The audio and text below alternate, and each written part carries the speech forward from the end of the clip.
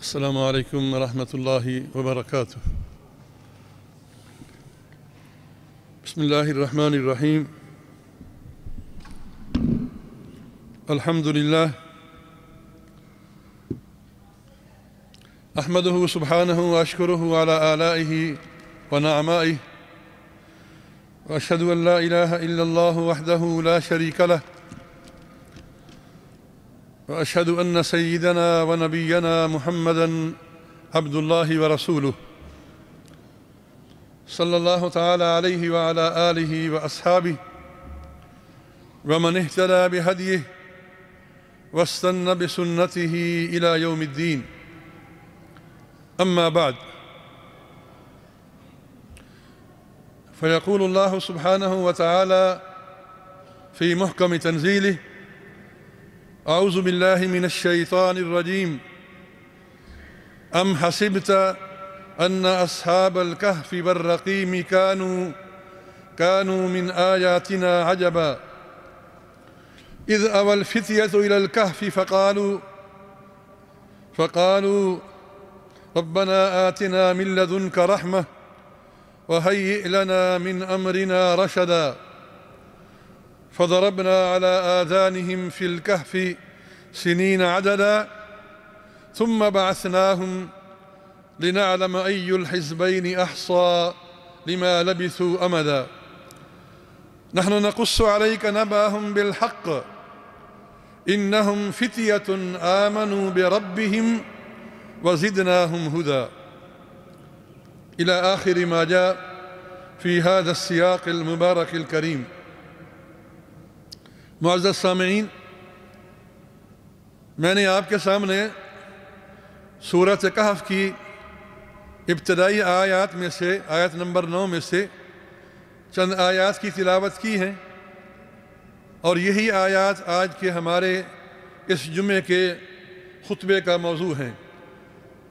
چونکہ قرآن کریم کی ترتیب کے ساتھ ہم اپنے خطبات کو چلا رہے ہیں، تو آج ان آیات کو اس جمعے کے خطبے کا موضوع بنایا جا رہا ہے۔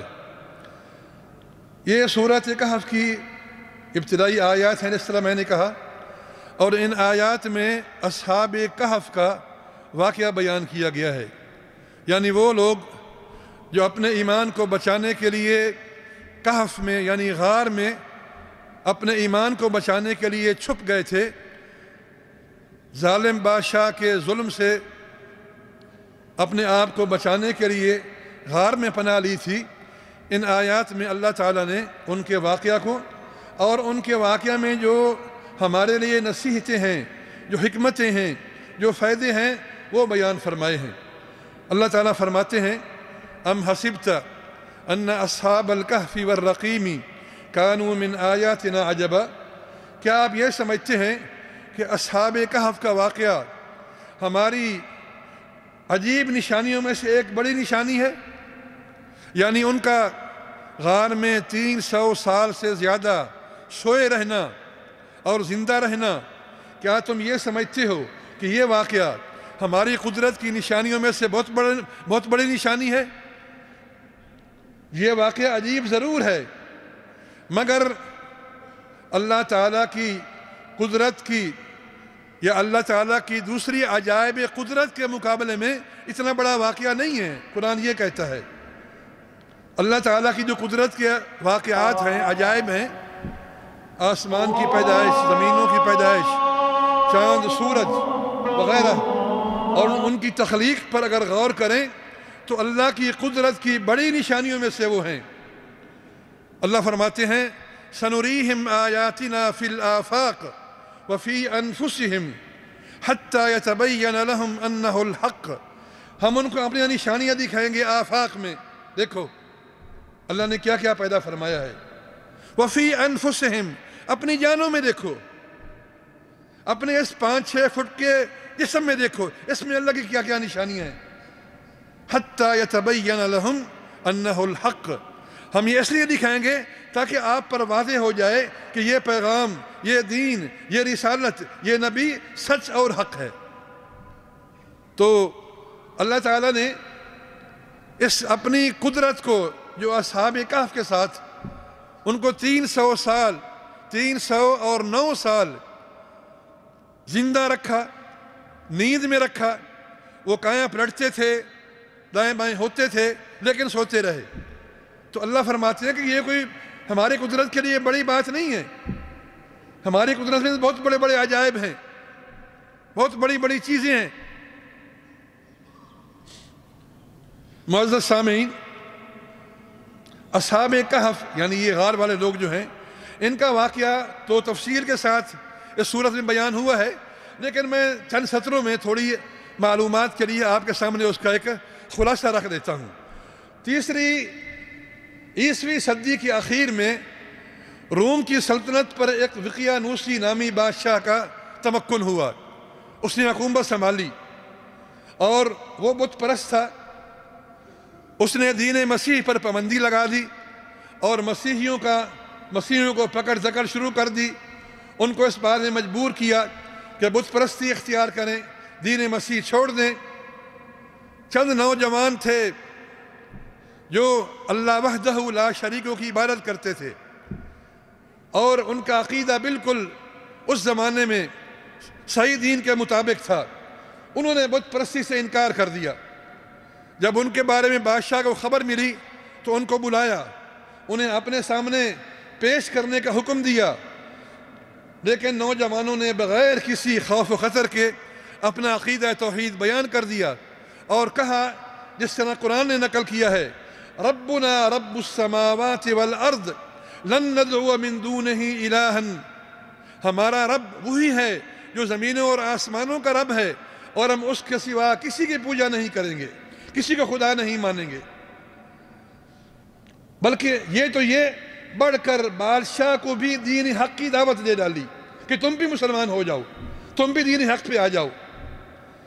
بادشاہ نے ڈرایا، دھمکایا اور یہ کہہ کر چند دن کی مہلت دے دی کہ تم نوجوان ہو، میں تمہیں قتل کرنے میں جلدی نہیں کرتا کہ شاید تم غور و فکر کرو اور سوچ لو، یہ تمہیں موقع دے رہا ہوں۔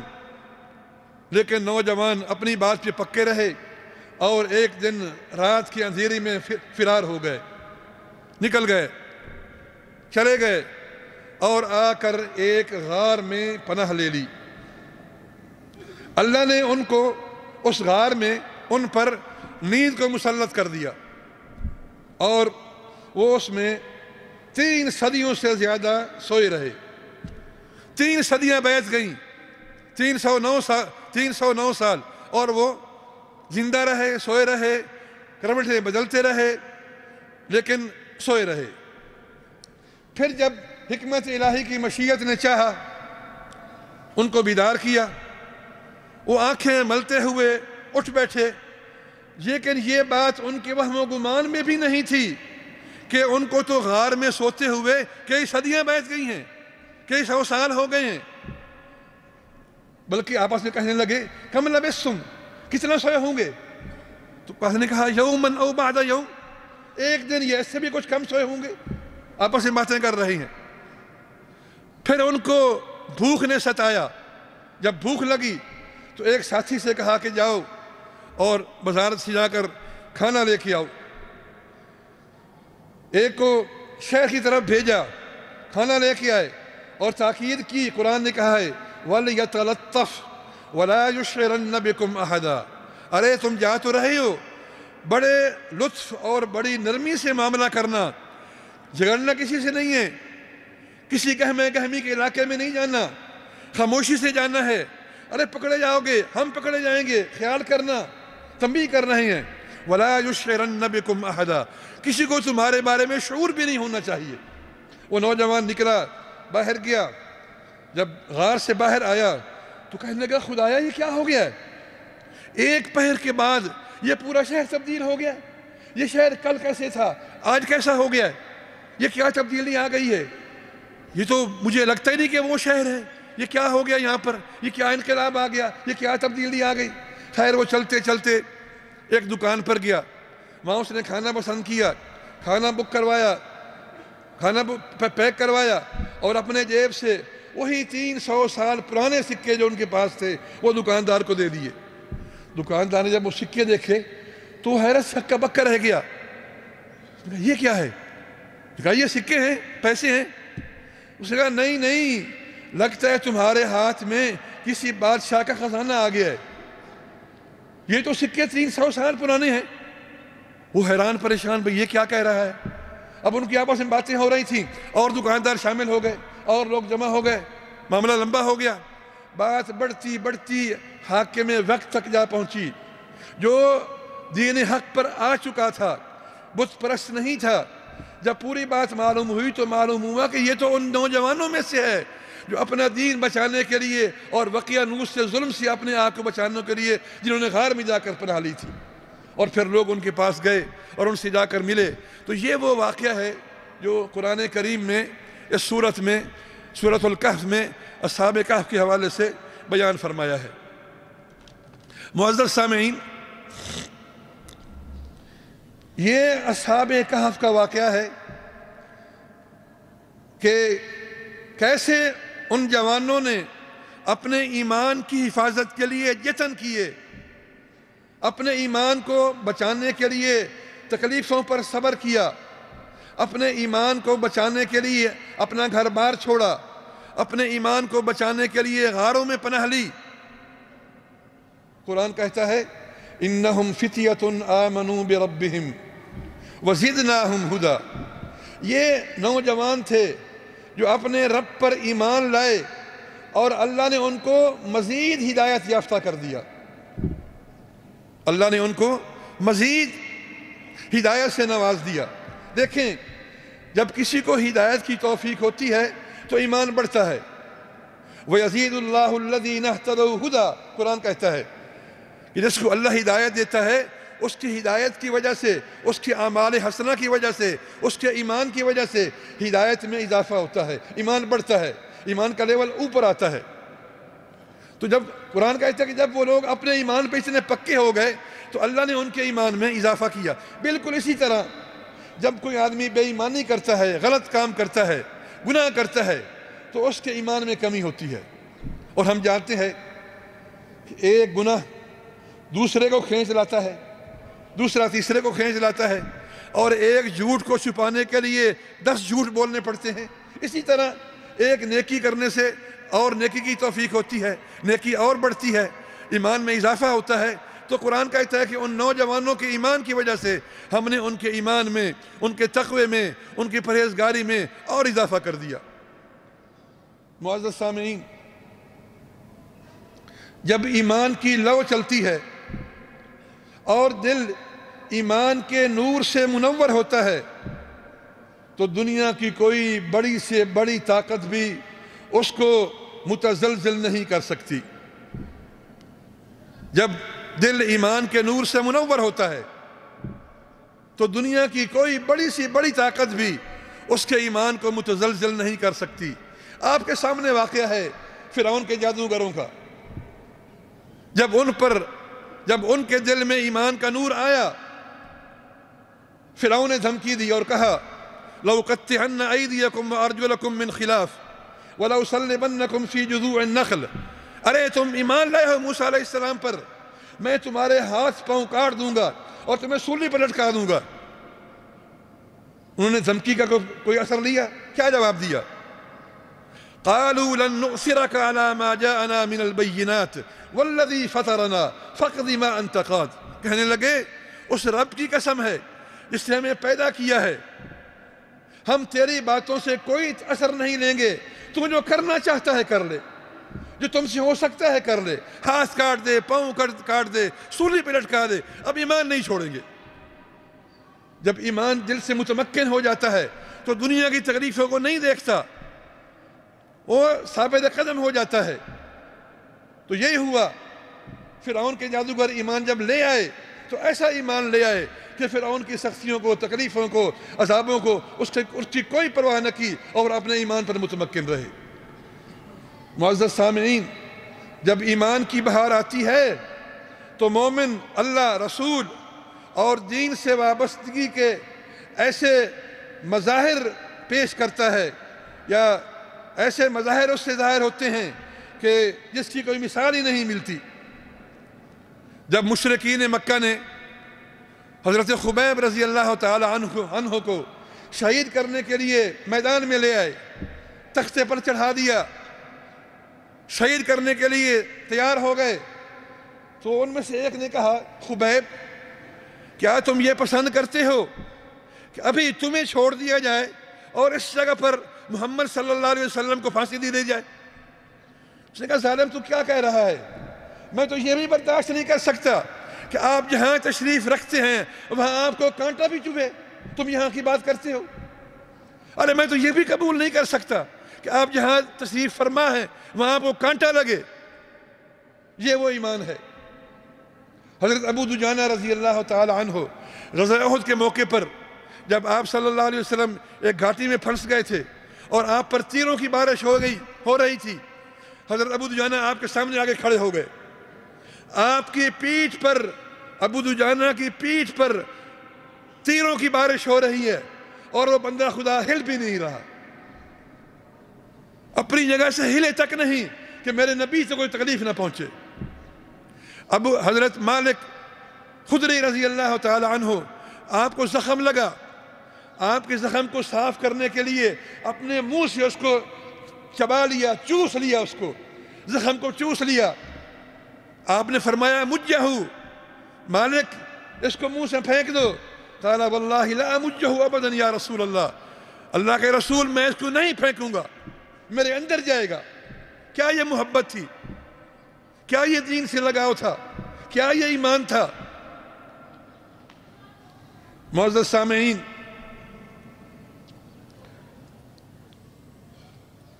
جب ایمان کی لو لگتی ہے، جب ایمان کی بہار آتی ہے تو دنیا کی بڑی سی بڑی دولت بھی اس کے سامنے حقیر چیز لگتی ہے۔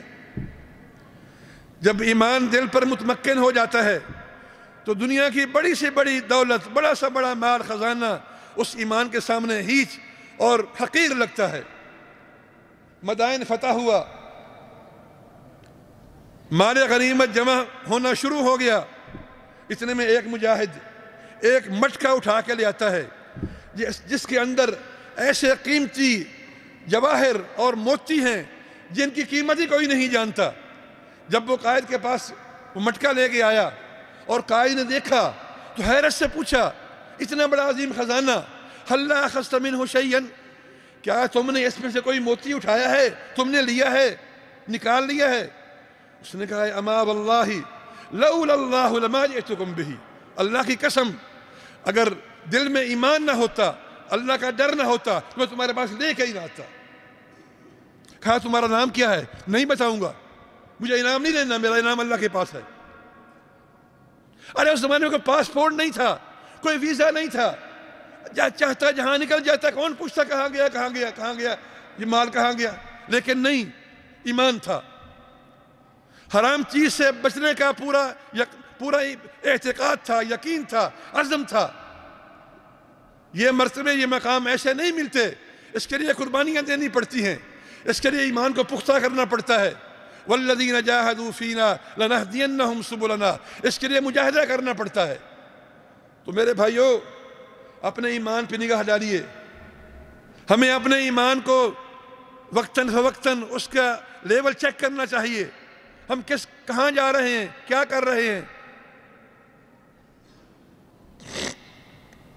معزز سامعین، یہی وہ ایمان ہے جس پر اللہ تبارک و تعالیٰ کی مدد کا وعدہ ہے۔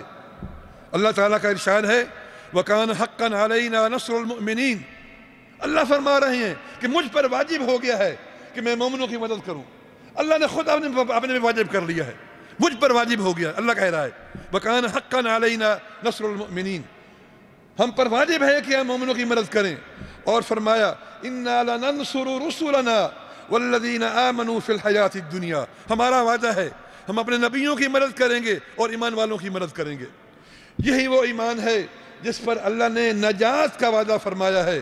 اللہ کا ارشاد گرامی ہے، اللہ تبارک و تعالیٰ فرماتے ہیں، وَأَنْجَيْنَا الَّذِينَ آمَنُوا وَكَانُوا يَتَّقُونَ، ہم نے نجات دی ایمان والوں کو اور پرہیزگاروں کو۔ ثُمَّ نُنَجِّي رُسُلَنَا وَالَّذِينَ آمَنُوا، پھر ہم نجات دیں گے اپنے رسولوں کو اور ایمان والوں کو۔ ارے بھائیو یہی وہ ایمان ہے جس پر اللہ تبارک و تعالیٰ نے ایک پاکیزہ، ایک بہترین زندگی کا وعدہ فرمایا ہے۔ اللہ تعالیٰ کا ارشاد ہے من عمل صالحا من ذکر او انثی وہو مؤمن فلنحیینہ حیاتا طیبہ، جو کوئی نیک عمل کرے گا، اچھے عمل کرے گا اور وہ مومن ہوگا تو ہم اس کو بہترین اور پاکیزہ زندگی عطا فرمائیں گے۔ یہ وہ ایمان ہے جس پر اللہ تبارک و تعالیٰ نے دنیا اور آخرت میں ثابت قدم رکھنے کا وعدہ فرمایا ہے۔ اللہ تعالیٰ کا ارشاد گرامی ہے یثبت اللہ الذین آمنوا بالقول الثابت فی الحیاۃ الدنیا وفی الآخرہ، اللہ تعالیٰ ایمان والوں کو ثابت قدم رکھیں گے دنیا میں بھی اور آخرت میں بھی۔ وَيُضِلُّ اللَّهُ الظَّالِمِينَ وَيَفْعَلُ اللَّهُ مَا يَشَاءُ، اور اللہ ظالموں کو گمراہ کرے گا، برباد کرے گا، ہلاک کرے گا۔ معزز سامعین، اسی ایمان کی وجہ سے ہی ہمیں نبی کریم صلی اللہ علیہ وسلم کی شفاعت کی سعادت نصیب ہوگی۔ آپ سے پوچھا گیا، ابو ہریرہ نے پوچھا یا رسول اللہ من اسعد الناس بسعادتک یا رسول اللہ، وہ کون خوش قسمت ہیں جن کو آپ کی شہادت کی، آپ کی شفاعت کی سعادت نصیب ہوگی؟ قال من قال لا الہ الا اللہ خالصا من قلبہ، جس نے ایمان کے ساتھ دل سے لا الہ الا اللہ کہا۔ تو یہ وہ ایمان کے کرشمے ہیں، یہ وہ ایمان کی نورانیت ہے، یہ وہ ایمان کے کمالات ہیں۔ اگر ہم اس پر اپنے آپ کو پکا کریں، مضبوط کریں، تو کوئی بعید نہیں کہ اللہ تبارک و تعالی ہمیں ان تمام نعمتوں سے نواز دے۔ مگر سوال ہی ہے معزز سامعین، یہ ایمان بنتا کیسے ہے؟ یہ آتا کیسے ہے؟ او میرے بھائیو، ایمان مسجدوں کے دروازوں پر تقسیم نہیں ہوتا، ایمان خیراتی اداروں میں نہیں ملتا، ایمان دنیا کی سب سے قیمتی ترین دولت ہے، دنیا کی سب سے مہنگی ترین نعمت ہے۔ اس کو پانے کے لیے، اس کو حاصل کرنے کے لیے محنت کی ضرورت ہے، طلب کی ضرورت ہے، نہیں طلب کی ضرورت ہے، مجاہدے کی ضرورت ہے۔ قرآن کیا کہتا ہے؟ والذین جاہدوا فینا لنہدینہم سبلنا، جو ایمان حاصل کرنے کے لیے مجاہدہ کریں گے، جہاد کریں گے، کوشش کریں گے، طلب رکھیں گے۔ یہ تقسیم نہیں ہوتا گلیوں میں، بازاروں میں، یہ کوئی خیراتی چیز نہیں ہے، یہ سب سے بڑی نعمت ہے۔ تو قرآن کہتا ہے اگر ایمان لینا ہے تو اس کے لیے کوشش ہے، محنت ہے، طلب ہے، فکر ہے، سوچ ہے، طلب ہے، اس کی اسباب ہیں، اس کے لیے ہمت اور ضرورت ہے۔ بلکہ دوسری آیت میں قرآن نے ایک ضابطہ بیان کر دیا ہے۔ قرآن کہتا ہے اللہ یجتبی الیہ من یشاء ویہدی الیہ من ینیب۔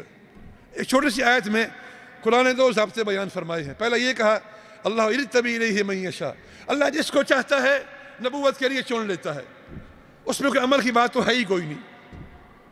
ایک آدمی یہ کہے جی میں 100 سال عبادت کروں گا نبی بن جاؤں گا، کبھی نہیں بنے گا۔ تو اللہ کا چناؤ ہے، جس کو چن لیا اس کی مرضی کی بات ہے، اس میں کوئی شرط نہیں، کوئی ذاتی کوشش نہیں۔ یہ تو کہا انبیاء کے بارے میں۔ میرے آپ کے بارے میں کیا کہا؟ وَيَهْدِي إِلَيْهِ مَن يُنِيبُ، لیکن جس کو ہدایت چاہیے، ایمان چاہیے، اسے انابت کرنی پڑے گی، اسے میری طرف لوٹنا پڑے گا، اسے کوشش کرنی پڑے گی، اسے محنت کرنی پڑے گی، تب یہ نعمت ملے گی۔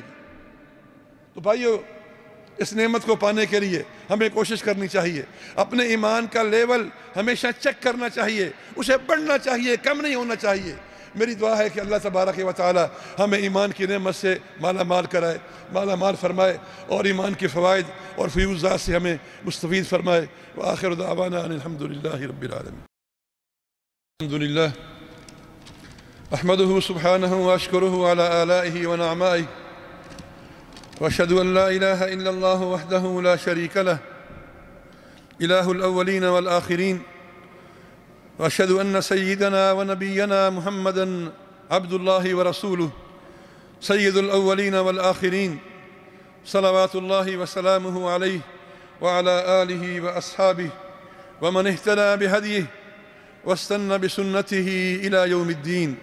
اما بعد، عباد اللہ اتقوا ربکم واطیعوہ واخلصوا له العبادة ووحدوه، ثم اعلموا أن الله تبارك وتعالى يقول في محكم كتابه: أعوذ بالله من الشيطان الرجيم: أم حسبت أن أصحاب الكهف والرقيم كانوا من آياتنا عجبا إذ أوى الفتية إلى الكهف فقالوا ربنا آتنا من لدنك رحمة وهيئ لنا من أمرنا رشدا فضربنا على آذانهم في الكهف سنين عددا، إلى آخر ما جاء في هذا السياق المبارك الكريم. إخوة الإيمان، هذه آيات من مستهل سورة الكهف، يقول فيها سبحانه وتعالى: أم حسبت أن أصحاب الكهف والرقيم كانوا من آياتنا عجبا. هذا الاستفهام استفهام نفي ونهي، أي لا تظنن يا محمد يا أيها المستمع، لا تظنن أن قصة أصحاب الكهف على غرابتها هي أعجب آيات الله تبارك وتعالى، هي أبدع ما في حكمته تبارك وتعالى، وأنه لا نظير لها ولا مجانس لها، لا، بل لله تبارك وتعالى في صفحات هذا الكون من العجائب والغرائب ما يفوق قصة أصحاب الكهف وأعظم منها. فلم يزل الله سبحانه وتعالى يري عباده من الآيات في الآفاق وفي أنفسهم: سنريهم آياتنا في الآفاق وفي أنفسهم حتى يتبين لهم أنه الحق، أولم يكف بربك أنه على كل شيء شهيد. إخوة الإيمان، ثم ذكر تعالى قصة أصحاب الكهف مجملة، ثم فصلها سبحانه وتعالى بعد ذلك، وملخصها في كلمات يسيرة: أن أصحاب الكهف فتية شباب آمنوا بربهم سبحانه وتعالى، آمنوا بربهم وفروا بإيمانهم ودينهم من الملك الذي كان يجبر الناس على عبادة الأصنام ويقتل كل من لم يستجيبوا لدعوته، وأنه بعث في طلبهم وأن يمثلوا أمامه، فلما مثلوا أمامه توعدهم بالقتل إن لم يعبدوا الأصنام، فوقفوا في وجهه وأظهروا إيمانهم قائلين: ربنا رب السماوات والأرض لن ندعو من دونه إلها لقد قلنا إذا شططا. فقال لهم: إنكم فتيان حديثة أسنانكم وقد أخرتكم إلى الغد لتنظروا رأيكم، ولكنهم هربوا ليلا وآووا إلى كهف فألقى الله سبحانه وتعالى عليهم النوم، ألقى عليهم النوم فبقوا نائمين 309 سنين، ثم أيقظهم بعد ذلك إلى آخر ما جاء في هذه القصة. إخوة الإيمان، إن هذه القصة يعرض نموذجا من الإيمان في النفوس المؤمنة، وكيف تطمئن به وتؤثره على الدنيا ومتاعها. إنهم كيف يؤثرون الإيمان على الدنيا ومتاعها، ويشملهم رحمة ربهم سبحانه وتعالى، كما قال تبارك وتعالى: إنهم آمنوا بربهم وزدناهم هدى. إخوة الإيمان، إذا هبت ريح الإيمان جاءت بالأعاجيب في العقيدة والأعمال والأخلاق، ورأى الناس روائع من الشجاعة واليقين والأمانة وهضم النفس والتواضع وسمو النظر، ما كادوا ينسونها ويقطعون منها الرجاء.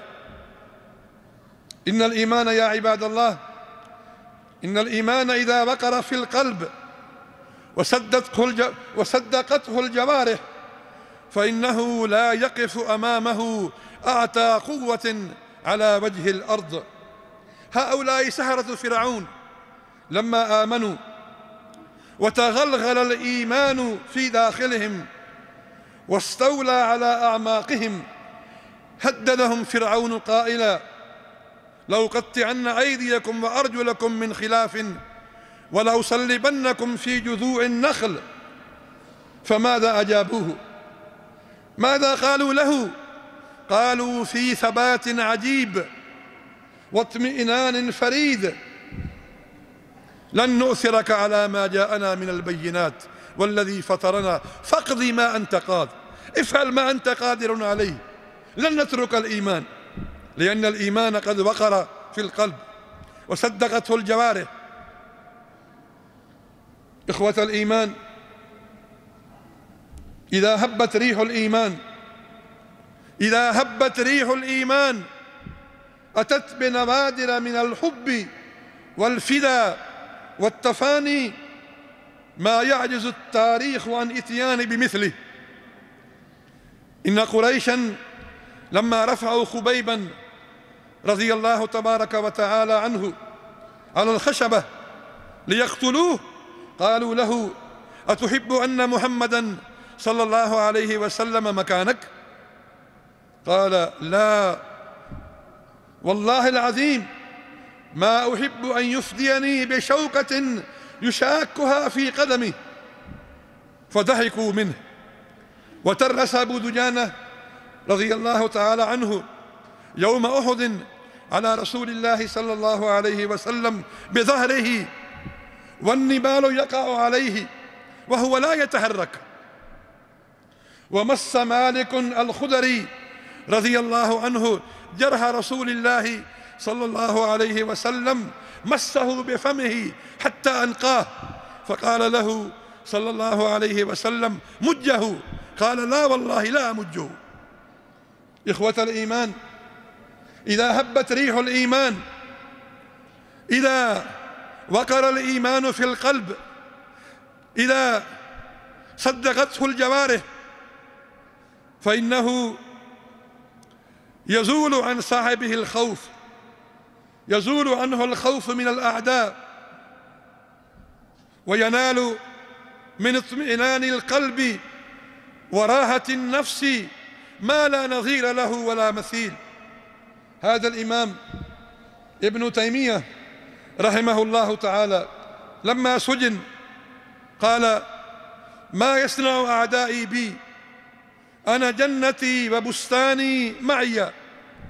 يعني يشير إلى إيمانه، يعني إيماني معي، ما لا يضيرني، ما لا يضرني.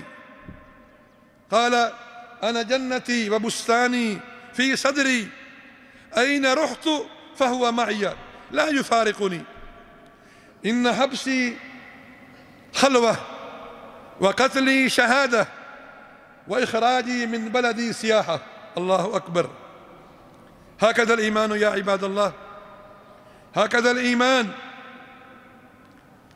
إذا تمكن من القلب وتغلغل في الأعماق فإنه يا عباد الله يحدث أعجب انقلاب في تاريخ البشر. الإيمان يا عباد الله إذا هبت ريحه وتغلغل في القلب وتمكن منه فإنه يحدث أعجب انقلاب في تاريخ البشر، وكان أقوى وازع عرفته البشرية أو عرفه تاريخ الأخلاق وعلم النفس عن الزلات الخلقية والسقطات البشرية، وكان حارسا لأمانة الإنسان وعفافه في شهوده وخلوته في سلطانه ونفوذه، وأوقع من خوارق التفاني والطاعة والإيثار ما كان غرة في جبين التاريخ. هكذا الإيمان يا عباد الله.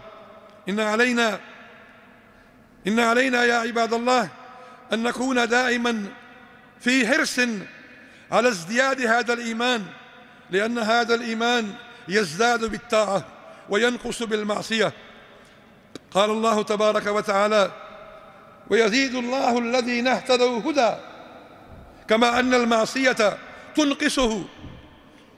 إذا كذب إنسان فإنه يحتاج إلى كذب أو كذبات حتى يستر ذلك الكذب، فكذلك إذا أتى بطاعة وعمل إيمان فإن هذا الإيمان يزداد بتوفيق الله تبارك وتعالى.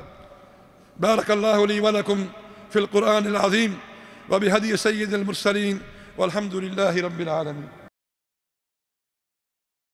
الحمد لله، أحمده كما أمر وأشكره على آلائه ونعمائه، وقد وعد بالزيادة لمن شكر. وأشهد أن لا إله إلا الله وحده لا شريك له، إله الأولين والآخرين. وأشهد أن سيدنا ونبينا محمدًا عبد الله ورسوله، سيد الأولين والآخرين، صلى الله تعالى عليه وعلى آله وأصحابه ومن اهتدى بهديه واستنى بسنته إلى يوم الدين. أما بعد، إخوة الإيمان، هذا هو الإيمان الذي وعد الله عليه بالنصر والتمكين، فقال تعالى: وكان حقا علينا نصر المؤمنين. وقال: إنا لننصر رسلنا والذين آمنوا في الحياة الدنيا ويوم يقوم الأشهاد. هذا هو الإيمان الذي وعد الله عليه بالنجاة، فقال سبحانه: ثم ننجي رسلنا والذين آمنوا. وقال تعالى: وأنجينا الذين آمنوا وكانوا يتقون. هذا هو الإيمان يا عباد الله الذي وعد صاحبه بالحياة الطيبة المباركة المطمئنة. قال تعالى: من عمل صالحا من ذكر أو أنثى وهو مؤمن فلنحيينه حياة طيبة. هذا هو الإيمان يا عباد الله الذي يثبت الله تبارك وتعالى أصحابه في الدنيا والآخرة. قال تبارك وتعالى: يثبت الله الذين آمنوا بالقول الثابت في الحياة الدنيا وفي الآخرة. لكن يا عباد الله، ما السبيل إلى هذا الإيمان؟ ما الطريق إليه؟ كيف نحصل على هذا الإيمان؟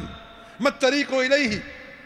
عباد الله، إن هذا الإيمان لا يوزع على أبواب المساجد ولا يوزع في الجمعيات الخيرية، إنه أغلى شيء في هذا الوجود. إن الإيمان يا عباد الله لا بد له من الطلب والسعي والجهد والمجاهدة، والذين جاهدوا فينا لنهدينهم سبلنا. إذن لا بد من الجهاد، لا بد من الطلب، لا بد من السعي. وقال سبحانه وتعالى: الله يجتبي إليه من يشاء ويهدي إليه من ينيب. لا بد من الإنابة، لا بد من الرجوع، لا بد من التوبة إلى الله تبارك وتعالى حتى يقوى ميزان الإيمان، وحتى تطهر نفوسنا، وحتى نحصل على هذه الراحة القلبية، وحتى يكون لنا نصيب من ريح الإيمان إذا هبت، حتى نتمكن بفضل الله تبارك وتعالى وتوفيقه على ما أراد الله سبحانه وتعالى. ألا وصلوا وسلموا على النبي الكريم والرسول العظيم والرؤوف الرحيم. قد أمركم الله تبارك وتعالى بذلك في كتابه المبين، فقال عز من قائل عليما: إن الله وملائكته يصلون على النبي يا أيها الذين آمنوا صلوا عليه وسلموا تسليما. وقال صلى الله عليه وسلم: من صلى علي مرة صلى الله عليه بعشرة.